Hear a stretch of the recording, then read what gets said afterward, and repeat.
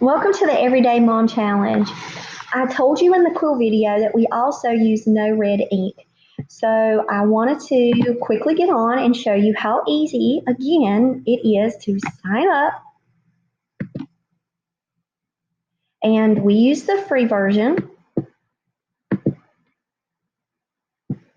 And I'm going to sign up with Google. And I'm going to use my Homeschool. Google. And I am a homeschool teacher. Hooray!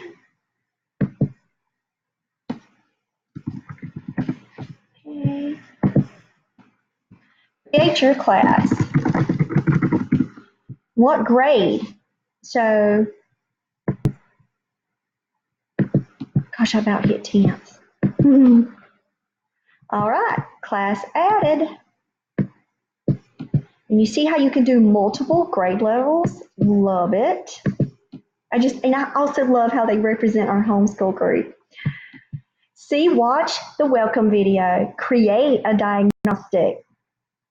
You can look at it as a student. You can add them to your class. Okay. So do you see this? Add the students. So you've got another class code. You can actually send them an email. So you could put your kid's email in here. I can also add them manually if I want to. Okay. And the diagnostic. So you can use a pre-made for the 10th and 12th grade diagnostic, or you can make your own custom diagnostic. And when we have our kids in our multiple grade levels, I would suggest that you do that because look, you click down there, you have all of the options that you need. Now, even though my baby's in 6th, I could do this if he was a little bit more advanced, but he's not in the area of grammar based on our CAT scores and based on Solomon's SAT scores. That was just his one area. When we paid the extra $25 to look at the ones that he missed the ones that were more of the grammar related. So he did NoRedInk, but we're adding NoRedInk and Quill and Con. We're doing all three for next semester, well, upcoming semester. But you see the options, and of course you understand. All you got to do is click. You see? So you go down and you find out, like definitely MLA citations. Solomon's going to need a diagnostic for that because he's starting his community college. The dual enrollment, he's doing English, the first one, English 111. So I'm going to be really working some different ones with him. And you see the fanboys and all of this, the swabbies. This, and I don't know if they actually call them swabbies, but that's what I call them. If you want to find out more information about what this stuff is, I would suggest that you look up Kelly Gallagher. He has a book called Write Like This, and he shows step by step how to create an engaging, authentic, real world writing program that you can use for your kids.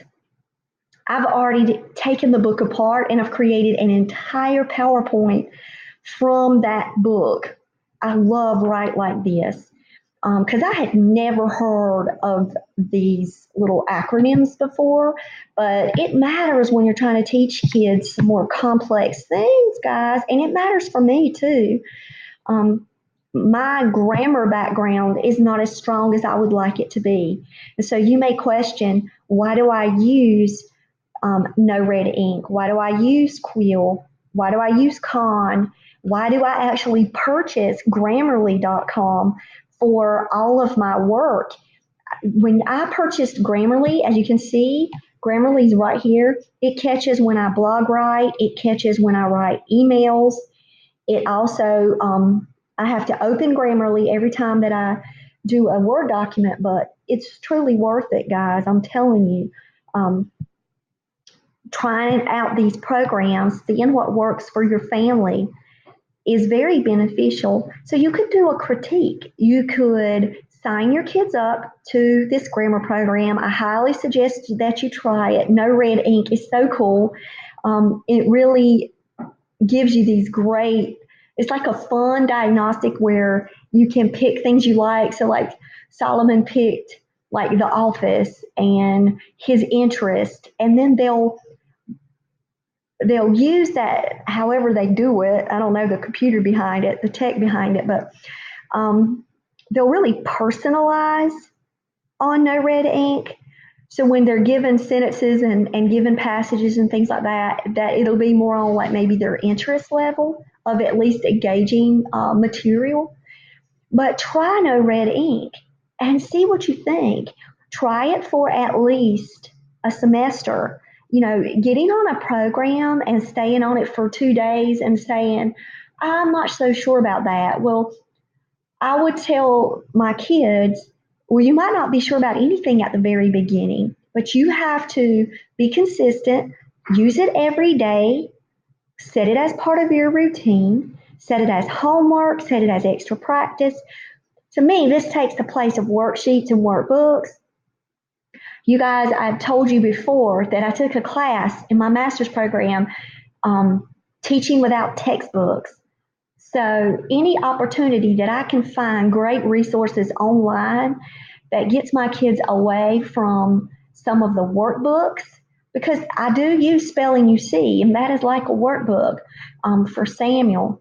And Solomon does have a vocabulary workbook for his that I got him that is on like a senior level. I got it off of Amazon. But I don't want them sitting with a whole stack of workbooks that they just pull one workbook after the next workbook. Um, my kids love a computer anyway. They're gamers. They're online reading and researching all the time, watching videos. So this is where it's going. And it also helps me because when you create these assignments like that, they are automatically graded and they'll give you the color codes. They'll let you know, these are areas of improvement right away. So it takes away from me having to do some of these menial tasks like grading. Then I can spend more time focused in on, well, if I'm going to spend 20 minutes a day grading a workbook, couldn't I better be served at holding a 20-minute debate? Couldn't I use that 20 minutes to do a lesson with the kids where we're reading together? That's where my goal is more. I would rather prioritize my time that way than sitting and going through a bunch of workbooks, especially if you have multiple children. You're constantly looking at answer key, you're trying to grade, or you're having your elder children grade the younger children. But this does it for you. And you can keep the diagnostic reports. Same thing, you've got your evidence of growth, your evidence of improvement, and your areas of weakness where you can continue to build and grow. So I would really just highly recommend you getting on No Red Ink, Quill, and Con and using those programs. And you go, why three? Because I'm gonna be honest, even though it says, you can this lesson can take such and such amount of time, sometimes our kids can go through something quicker. And if we try to match, like if we're going to be doing adjectives on this one, if we match adjectives on that one, they're just going to get multiple practice in the same area. And I would suggest you use multiple ones. Don't just depend on one, depend on the three. I think that was my mistake that I made in the past. We just used one program, and it's multiple practice. It's consistency and practice that's going to improve the writing. So I would really just challenge you to do the three at the end of the semester, look at all of the reports. If you want to scale it down, then decide, well, which one, most optimally served my child. Then if you want to go premium, that's the time to go premium. You've had a semester behind you and you can make informed choices now instead of getting premiums at the very beginning. That's why I love that they're free to start with or they're free forever. Then you can move up. So try these for a semester. Let me know what you think about them and share them with other families and other teachers. Have a blessed day.